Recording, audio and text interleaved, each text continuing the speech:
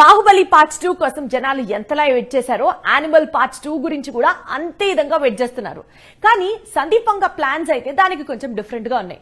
ఇప్పట్లో యానిమల్ 2 ఏం లేదు అని అనౌన్స్ చేసినప్పటికీ బాలీవుడ్ లో ఆల్రెడీ యానిమల్ 2 కి సినిమాకి సంబంధించి విలన్ పాత్ర కోసం ఎవరా అని సర్చ్ ఆల్రెడీ స్టార్ట్ అయిందంట. మనందరికీ తెలుసు యానిమల్ సినిమాలో బాబీ డియోల్ విలన్ గా ఎంతలాగా అలరించాడో. ఇప్పుడు యానిమల్ 2 లో అంతకు మించిన విలన్ ఎవరా అని వెయిట్ చేసి చూడాల్సిందే. ఇండియన్ సినిమాపై యానిమల్ ఇంపాక్ట్ చాలా ఉంది. కొందరికి యానిమల్ చూస్తే షాక్ తగిలింది, మరికొందరికి యానిమల్ తెరకెక్కిన విధానం ఇబ్బంది పెట్టింది. అయితే బాక్సాఫీస్ కు మాత్రం యానిమల్ పండగ తెచ్చింది. ప్రపంచ వ్యాప్తంగా 900 కోట్లకు పైగా వసూళ్లు వచ్చాయి. ఇలాంటి బ్లాక్ బస్టర్ కు ఇమ్మీడియట్ గా సీక్వెల్ తీసుకొస్తే ఆ సినిమా ఓపెనింగ్స్ నెక్స్ట్ లెవెల్లో ఉంటాయి.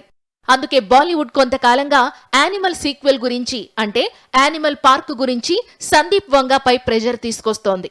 అంతేకాదు సెకండ్ పార్ట్ లో నటించే నటీనటుల వివరాలు అందిస్తూ ఎగ్జైట్ చేస్తోంది. మొదటి భాగంలో విలన్ గా బాబీ డియోల్ కనిపించాడు. యానిమల్ పార్క్ లో మరో విలన్ కనిపించబోతున్నాడు. ఆ అవకాశాన్ని మల్లీశ్వరి భర్త కత్రినా హస్బెండ్ బాలీవుడ్ యాక్టర్ విక్కీ కౌశల్ అందుకోబోతున్నాడట.